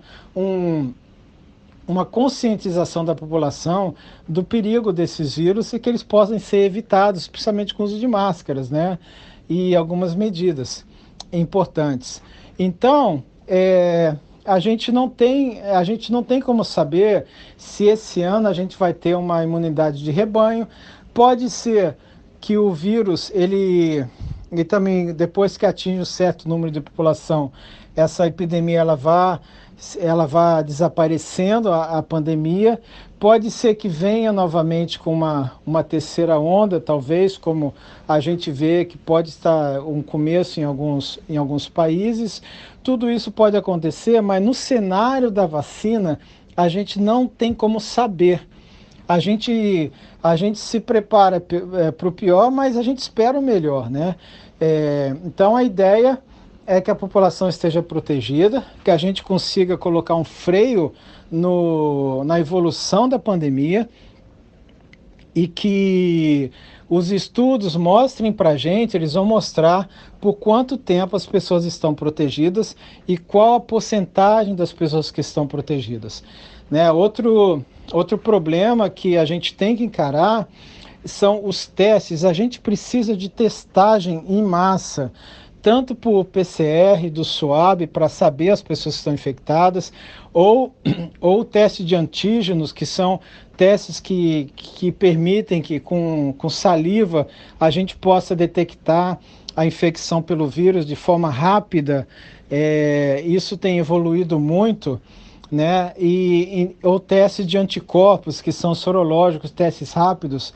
É muito importante que haja um investimento na testagem em massa da população. Isso vai permitir um relaxamento inteligente, vai permitir que a gente saiba as pessoas que estão com anticorpos e, consequentemente, protegidas, e vai permitir com que a gente detecte pessoas que estão infectadas e precisam ficar em casa de quarentena, né? Então, a forma inteligente da gente lidar com essa pandemia é com testagem em massa, e isso exige investimento, né? E esse investimento, ele é muito importante pelo poder público.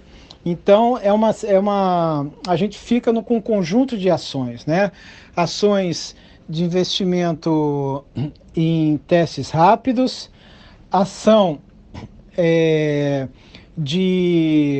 para a conscientização da população que a pandemia não acabou, e do perigo desse vírus, que ainda pessoas estão morrendo, nós ainda temos os hospitais cheios, e do perigo das festas de carnaval que podem trazer para a população.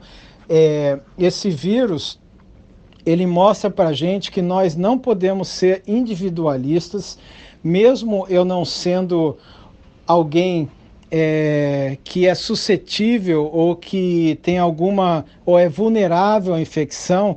O meu comportamento pode causar a morte de uma pessoa vulnerável. É muito importante que a gente tenha essa consciência e a gente aprenda com essa pandemia, né? Porque se nós não aprendemos, né, quando a gente tem uma situação de risco como a pandemia, a gente tem os danos causados e a gente tem o aprendizado, né? E se nós não usarmos o aprendizado para que a gente possa mudar muitas vezes o nosso comportamento, nossa cultura, a gente só vai ficar com um dano causado, né? Então a minha esperança é que a população aprenda, né, com essa pandemia, né, que não tem como a gente viver sozinho, que a gente depende dos outros e os outros dependem do nosso comportamento também. E que o poder público também, ele aprenda com essa pandemia, de que o reconhecimento do risco, ele é muito importante para saber como a gente vai lidar com esse risco, né? E quanto mais a gente demora, no caso de uma pandemia, cada semana que a gente demora para tomar medidas, o dano ele se alastra muito mais, né? Ou cada dia que a gente demora. Tá? Então, é muito importante a gente ter essa conscientização. Então, imunidade de rebanho, a gente vai ter que esperar os estudos que vão demorar alguns meses. Isso eu estou falando a gente vai demorar 3, 4, 5 meses, muitas vezes 6 meses, para depois saber se a imunidade está baixando, né? Então, eu acredito que nesse ano vai ser um ano de avaliação, né? E se Deus quiser, com a diminuição do número de infecções, né? Mas esse ano ainda vai ser um ano de aprendizado para a gente.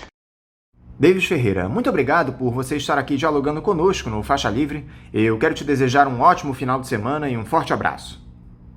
Ô Anderson e ouvintes do programa Faixa Livre, eu espero que eu tenha jogado um pouco de luz nessas perguntas, né? Eu sei que nós não temos muitas respostas, mas o meu agradecimento de poder compartilhar com vocês meus pensamentos. Espero que vocês fiquem seguros, né? Tomem cuidado com o carnaval e lembrem que a gente precisa seguir ainda as regras importantes para que a gente não faça do carnaval, né, dessas festas, causem um mal para a população de um modo geral, e isso você não vai ver logo, você vai ver depois de algumas semanas, tá? Fique bem, fiquem seguros aí, tá? Um bom final de semana para todos vocês.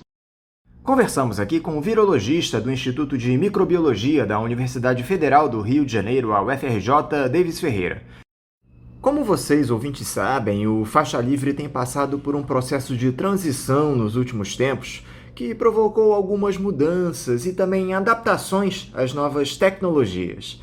Uma delas é justamente a adoção de uma chave Pix, essa nova modalidade de transferência de valores para os ouvintes que desejam contribuir com qualquer quantia para a manutenção do programa. Portanto, para você que já aderiu a essa nova tecnologia, a chave Pix da conta do Faixa Livre é o nosso e-mail, ouvinte@programafaixalivre.com.br. Repetindo, a nossa chave Pix é ouvinte@programafaixalivre.com.br. Para você que faz transferências da maneira tradicional, a nossa conta em nome da Associação de Funcionários do BNDES, a AFBNDES, no Banco Itaú, agência 1964, conta corrente de número 03004, dígito 1.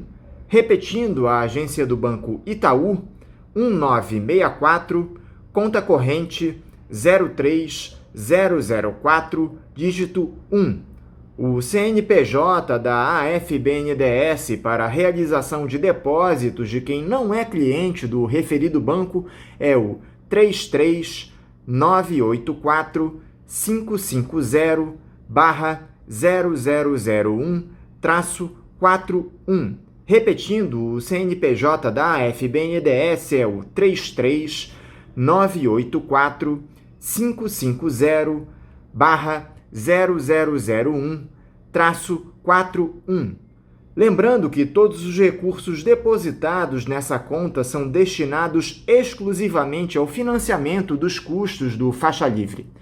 Para quem não conseguir anotar as informações referentes à conta, elas estarão disponíveis no nosso site, o www.programafaixalivre.com.br, e nas nossas redes sociais, no Facebook, Twitter e Instagram.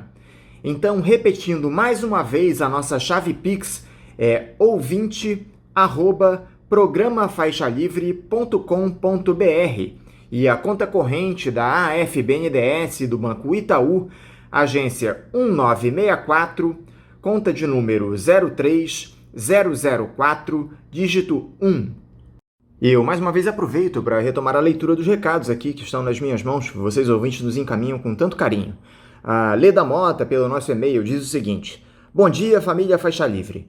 Venho cumprimentar os responsáveis pela brilhante escolha do eloquente texto da Cora Ronay para o editorial de hoje, 22 de janeiro. Grata!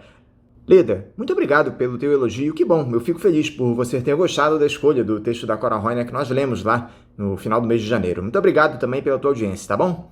Pelo nosso Instagram, o ouvinte Gabriel Pinheiro Machado diz: que piada, impeachment é a principal pauta da esquerda? Colocar Mourão na presidência? Pessoal é um lixo liberal mesmo. Pauta da esquerda tem de ser minimamente revogação de todas as reformas pós-89, mais soberania e desenvolvimento nacional. Pois é, Gustavo, está muito evidente que o simples impeachment do Jair Bolsonaro não resolve nossos problemas. Algo que poderia, de alguma forma, ajudar a recompor esse cenário que nós tanto precisamos modificar seria a cassação da chapa Bolsonaro-Mourão lá pelo TSE. Isso, evidentemente, é algo que está fora do radar, pelo menos por enquanto. Agora, para nós chegarmos nessas pautas que você com razão coloca aqui como necessárias, já é um longo caminho, né, Gustavo? Essa aqui é a verdade. A gente sabe que a nossa esquerda está completamente fraturada, não consegue sequer se unir em torno de um projeto. Imagina revogar essas reformas que você diz desde 1989. Vai um longo caminho até lá, Gustavo. Infelizmente, essa aqui é a realidade. Mas eu agradeço demais o teu recado e a tua observação aqui, tá bom, Gustavo? No nosso site, na entrevista que nós fizemos com a Maria Lúcia Fatorelli, lá no mês passado, o Márcio Francisco diz: parabéns, Maria Lúcia Fatorelli, ajudando na compreensão dos fatos, a classe trabalhadora e, sobretudo, os mais pobres e vulneráveis. Márcio, eu vou encaminhar o teu recado às mãos da Maria Lúcia, tá bom? Eu te agradeço demais a tua audiência e também as felicitações que você manda aqui. O Walter Moreira, no Facebook, a respeito de uma postagem que nós fizemos sobre a auditoria cidadã da dívida, ele diz o seguinte: aí fica a ex-esquerda com Bolsonaro, igual pega ladrão e deixa os verdadeiros roubos correrem frouxo.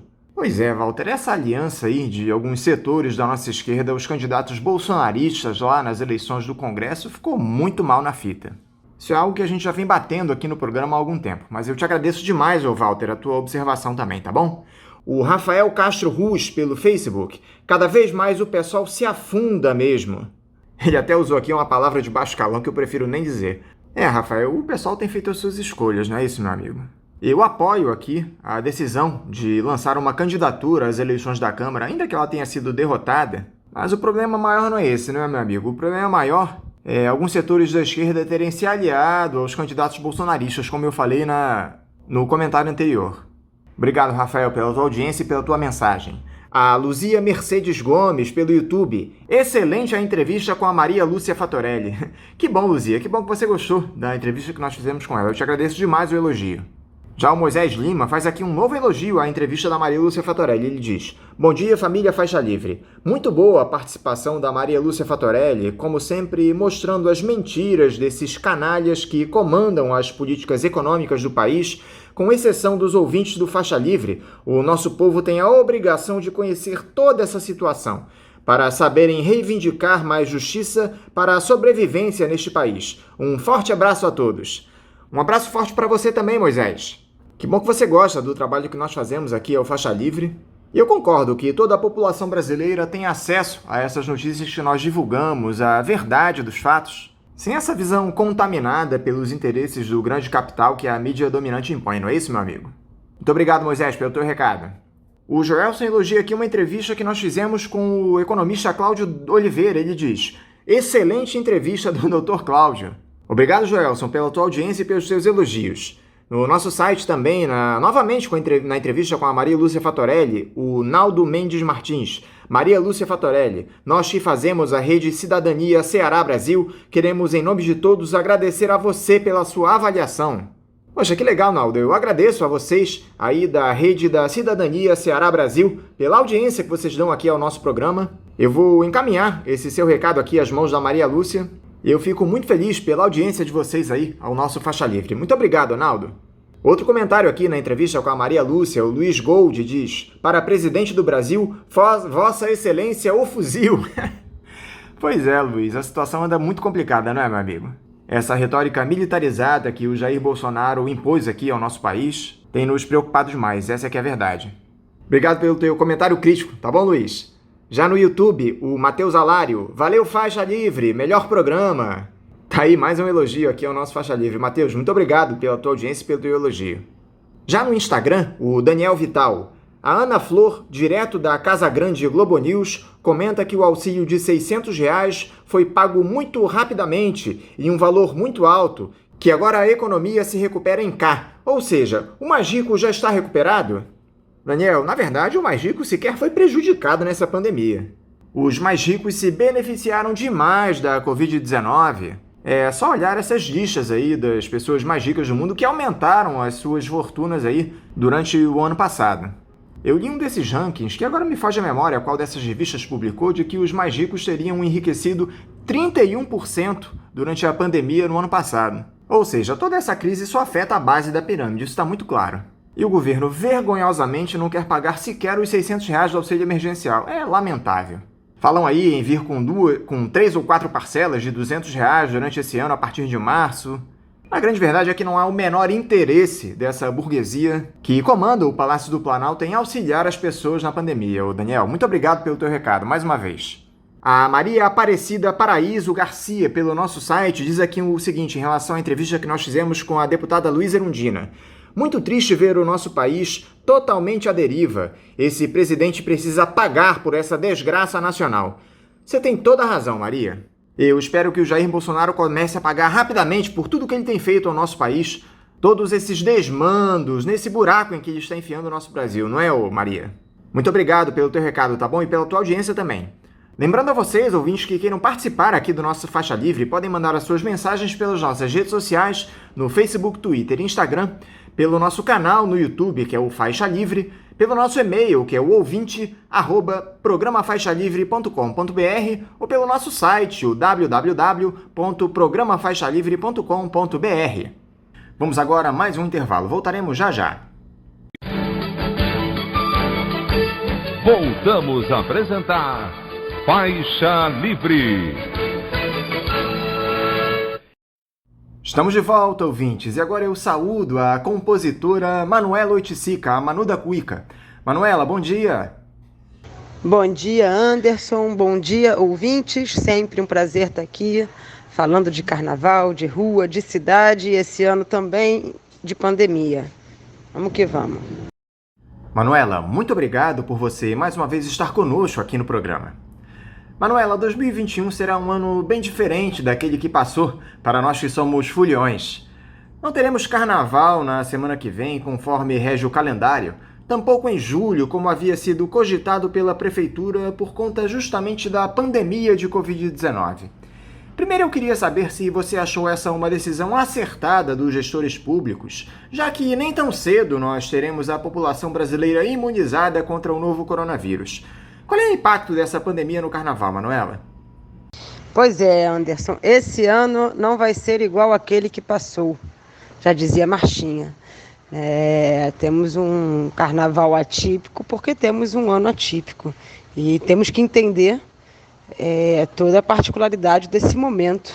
Os blocos e as escolas de samba, os blocos das ligas, né, e as escolas de samba, eu acho que entenderam, em nenhum momento me pareceram forçar a barra para a gente ter a festa da aglomeração no momento em que aglomerar significa matar pessoas e significa fortalecer, por meio de variantes, um vírus que a gente está tentando combater.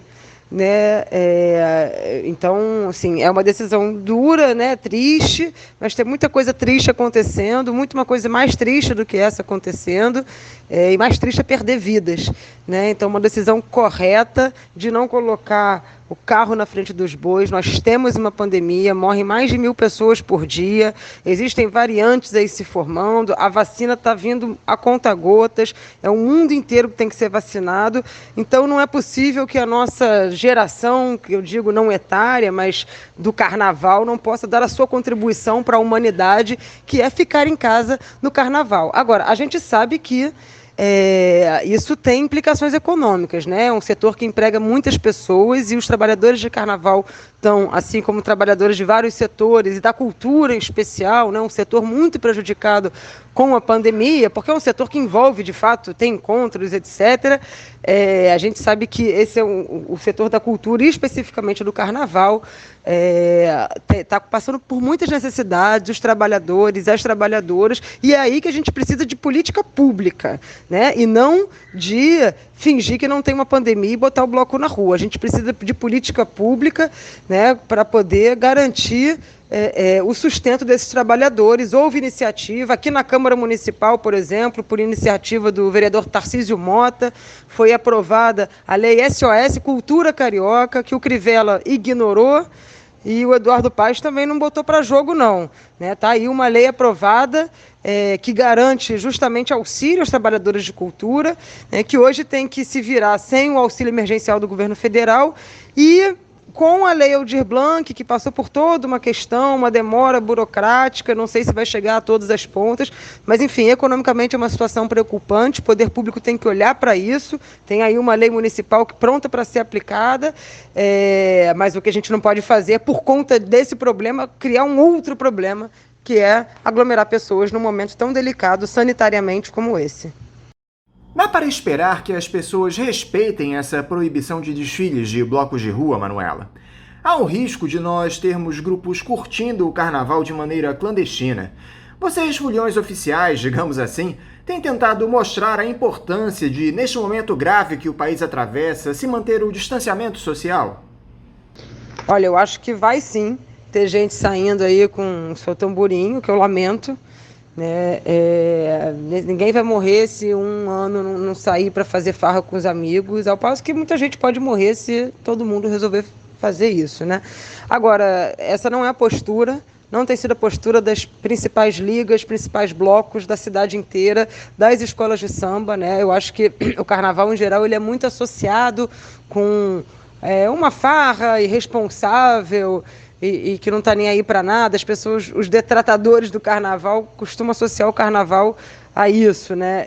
A uma alienação completa. E o carnaval mostrou, nessa pandemia toda, tem mostrado que foi um setor que se organizou para poder correr atrás de cesta básica, para poder confeccionar máscara, para poder atender cada agremiação, a sua comunidade, né, com alimentos, etc.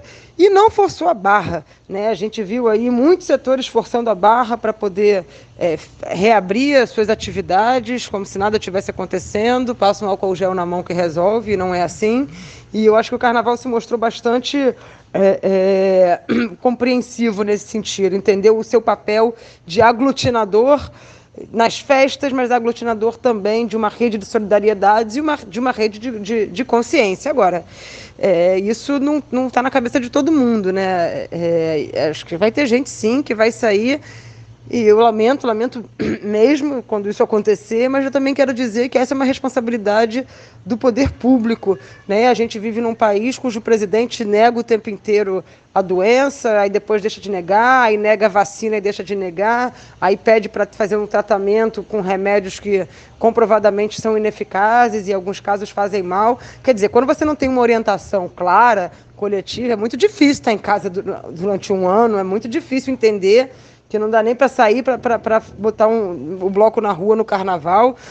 E a decisão, quando o poder público se omite, e eu digo mesmo do Eduardo Paes, que acabou de assumir e não tomou nenhuma medida, né, em relação ao Rio de Janeiro, bate recordes e recordes nacionais de mortes e de internações, etc. E a gente não vê o prefeito se manifestando para falar, peraí, como é que a gente vai organizar? Aí não adianta só culpar o sujeito, né, que, enfim, está aí ralando e vai sair na rua. Embora essa pessoa pudesse sim ter essa consciência, mas a gente tem que cobrar os movimentos que se omitem e que deixam quase como uma decisão individual, né? Enfim, vai ter fiscalização e tal, mas, enfim, é todo um conjunto de elementos que a gente não tem para lidar com a pandemia. A gente não tem uma orientação coletiva, a gente não tem políticas públicas claras que nos apontem qual é a melhor forma de lidar com a pandemia, e aí as pessoas acabam dando as suas soluções, suas compensações.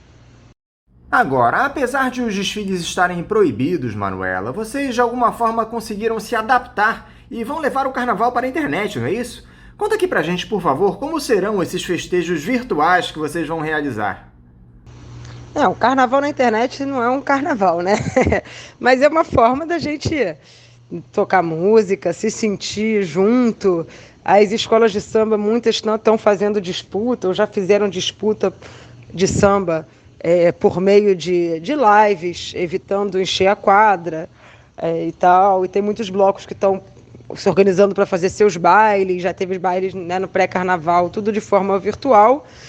Acho que é a maneira possível, ninguém acha que é isso o carnaval, mas, enfim, eu mesmo me animei semana passada, botei fantasia, fiz churrasco, tomei uma cerveja, botei marchinha para tocar, é o carnaval possível. O carnaval está dentro da gente, a gente dá um jeito dele acontecer. Mas é só uma forma, né, de tentar, enfim, compensar junto e sabendo que não compensa. Carnaval é na rua com os amigos, muita aglomeração. E como anda a situação dos profissionais que fazem o carnaval, Manuela? Nos barracões das escolas de samba, nos blocos oficiais. O carnaval é um enorme mercado, não só aqui no Rio de Janeiro, mas em diversas cidades do país. Houve algum tipo de auxílio financeiro oferecido pelas esferas governamentais a esses profissionais que, de uma hora para outra, ficaram sem emprego? Foi como eu disse, né, Anderson? Teve uma lei aqui aprovada que foi ignorada pelo Crivella, e a lei de SOS Cultura Carioca, que tinha como objetivo justamente, né, garantir renda, incentivos aos trabalhadores da cultura, né, e entre eles os trabalhadores do carnaval. Porque, veja, a pandemia começa pouco depois do carnaval acabar no ano passado. Então, ainda ia se começar, né, claro que já tinha enredo pensado aí, talvez, mas ainda ia começar a girar a máquina, né, do carnaval, e todo esse processo ficou parado sem ter começado, né? E aí a gente tem que pensar como é que fica a situação, né, das costureiras, do pessoal que trabalha com ferragens, do pessoal que trabalha no barracão, das pessoas enfim, de cantores, de ritmistas, como é que é isso, né? Sem dúvida são, assim como inúmeros, né, trabalhadores brasileiros estão pagando a conta dessa pandemia.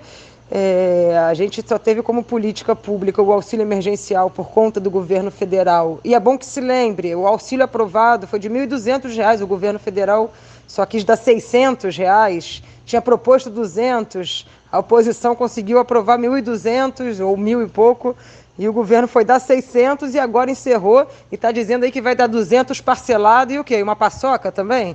Porque isso não vai encher a barriga de ninguém, né? E aqui no Rio também teve o projeto da Lei da Renda Básica Carioca, igualmente aprovada pelo PSOL, igualmente ignorada pelo Crivella, né? E o Paes também não tomou conhecimento. É isso, ou vai chegar com política pública ou vai chegar com o quê? Né? Você tem que garantir que as pessoas tenham sua forma de... A gente está falando de sobrevivência, a gente está falando de comida na mesa das pessoas. E o Brasil, ao contrário do que muito se diz por aí, está muito longe de ser um país pobre. O Brasil tem recursos. O Brasil é um dos países mais desiguais do mundo. Então é uma questão de você fazer alguma mínima política de transferência, né, para as pessoas poderem ter o que comer. E o que a gente vê é o contrário, né? Um corte de qualquer possibilidade de auxílio médico, de auxílio financeiro, e além de medidas como desvalorização do salário mínimo pelo segundo ano seguido, né? A inflação, então o cara sujeito vai fazer o mercado, as coisas estão mais caras, o salário mínimo dele, o salário dele não aumentou, não acompanhou a inflação, mas não teve aumento, não teve ganho real, né? E aí a gente está, enfim, afundando e precarizando a situação das pessoas. Então acho que tem que se pensar uma política pública no geral para isso, e tem muita gente pensando, propondo, fazendo lei, mas chega na hora de quem decide, quem tem a caneta, né? Seu Jair Bolsonaro, Cláudio Castro, Eduardo Paes, né? Eu acho que eles não estão vendo nada disso acontecer. É uma pena. A Liesa, que é a Liga Independente das Escolas de Samba aqui do Rio de Janeiro, tem mantido diálogo aberto com vocês, Manuela, em relação a essa situação dos profissionais do carnaval. O que eles têm feito nesse sentido? Não, eu não tenho, né, uma relação... Eu sou compositor, eu participo anualmente de disputas de samba em escolas, né, agora na Mangueira, então eu não tenho essa relação, né, estrutural. Dirigentes de escolas se mobilizaram durante a pandemia, de algumas escolas, para fazer discussões sobre o carnaval. algumas com participação da Liesa, mas pelo que eu entendo, assim, é muito pouco. Eu acho que, né, quem se organizou foram as escolas, né? A Liga poderia, sim, deveria, né, fazer essa organização um pouco maior e também pensar em modelos de carnaval, e aí eu estou falando em termos de manifestação artística, para que, enfim, a gente tivesse transmissões, como é que vai ser isso, como é que vai ser essas disputas de samba, cada escola fez de um jeito, será que não dá para pensar de uma forma mais coletiva, né? Mas, enfim, eu acho que a Liesa, em geral, ela está muito longe das necessidades reais de imediato ali de quem pisa o chão do barracão diariamente. Falando especificamente do Carnaval de Quadra das escolas de samba, Manuela, eu acho que todas as agremiações já tinham a produção dos desfiles desse ano bem adiantada. Já havia enredo definido, samba escolhido, alegorias em construção. Isso tudo fica congelado para 2022? Esses enredos terão de ser adaptados para o próximo Carnaval? Como é que fica essa situação das escolas de samba propriamente ditas? Eu acho que nem as escolas sabem, né? Na verdade, como eu disse, quando a pandemia chegou, a gente tinha acabado de terminar o Carnaval de 2020. Eu não sei o quanto a coisa deu. A gente sabe que o Carnaval, né, de um ano, um Carnaval termina, o outro já começa. Mas eu não sei se deu tempo nem disso acontecer. Mas se houve avanços, assim, eu acho que foi só em termos de definição de enredo, algumas escolhas, mas não de propriamente produzir esse carnaval, né? Então, tanto que teve escola que adiou sua disputa de samba, que esperou mais para ver se é esse enredo. Tem escola que fez disputa de samba, mas que também, se for fazer, acho que conversou com compositores sobre a possibilidade de eventualmente fazer outro enredo e outra disputa para 2022, né? São situações assim muito, muito difíceis, né, de serem previstas. Né, como é que vai estar isso? As escolas vão conseguir ter tempo? A partir de que mês vai dar para começar a produção do carnaval? Porque, né, a gente, como eu disse, o carnaval termina, o outro começa. Então, se só tiver condições sanitárias para se começar a produzir um carnaval em outubro, em novembro, enfim, como é que vai ser esse carnaval de fevereiro de 2022? E a pergunta de agora é o seguinte: vai ter carnaval em 2022? Vamos ter toda a população, a maior parte da população vacinada? As vacinas vão dar conta das variantes que estão surgindo? Né? É isso que a gente vai ter? Eu acho que a pergunta primeira é essa. Quando a gente souber disso, acho que dá para entender o que fazer a partir disso. Para terminar, Manuela, o Carnaval, além de ser uma grande festa popular, sempre foi palco para contestações, críticas a determinadas figuras, especialmente do campo político. E isso acaba sendo uma maneira de as pessoas extravasarem essas frustrações provocadas pelos desmandos de gestores públicos. Esse ano nós não teremos essa válvula de escape, pelo menos da maneira tradicional, como todos nós estamos acostumados. Você enxerga alguma maneira de se redirecionar essa que eu chamei de válvula de escape dos foliões, que tinham no Carnaval um porto seguro?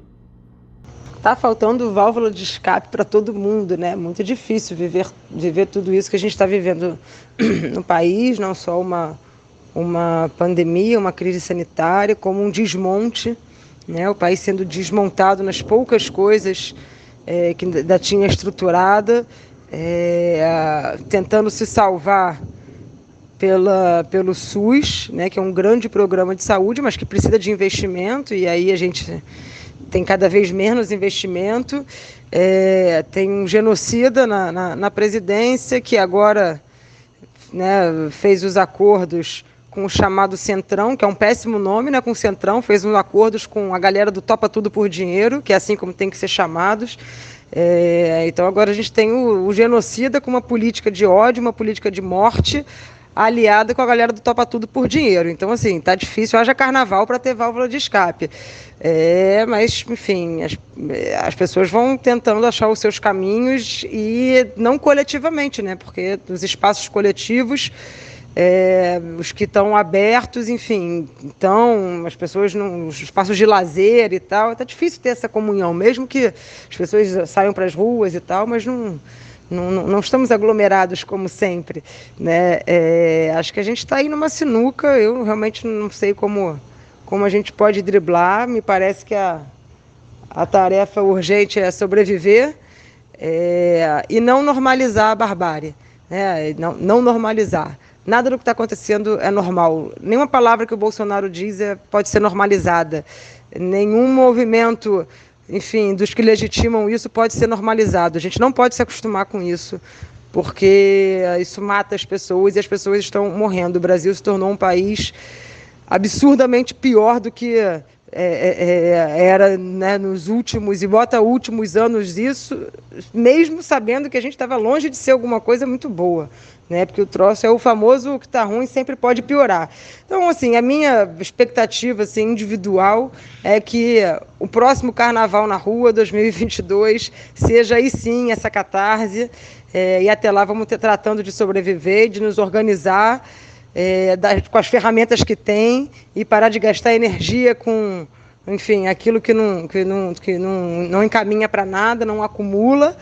E alguns vão pela arte, alguns vão pela organização política estrita, alguns vão pelas suas tarefas diárias em casa, alguns vão pelos seus trabalhos, pelas suas famílias, enfim, se agarrando no que dá, na boia que tiver, para a gente, quando o Titanic terminar de afundar, tentar fazer com que ele afunde o menos possível e ver o que restou para a gente reconstruir.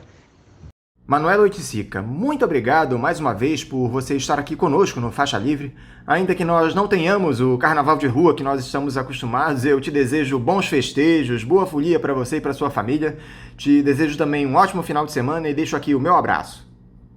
Obrigada, Anderson, Celeste, todos os ouvintes do Faixa Livre. Vou aproveitar e deixar um convite para vocês.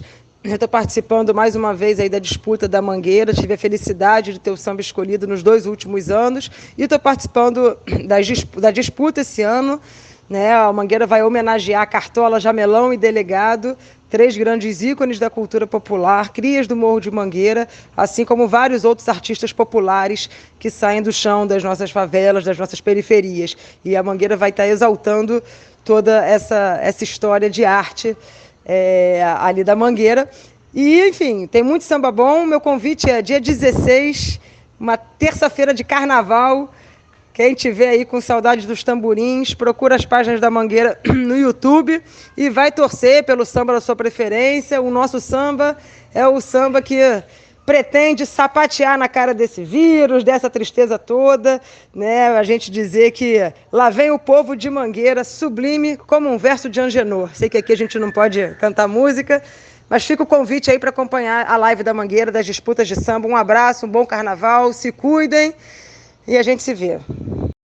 Conversamos aqui com a compositora Manuela Oiticica, a Manu da Cuíca.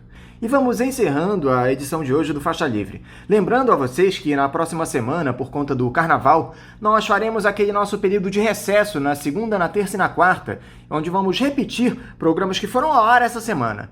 Nós voltaremos com o Faixa Livre ao vivo na próxima quinta-feira. Então, um ótimo final de semana, um grande Carnaval para vocês, com cuidado, sem aglomerações, e até a próxima quinta. Um abraço!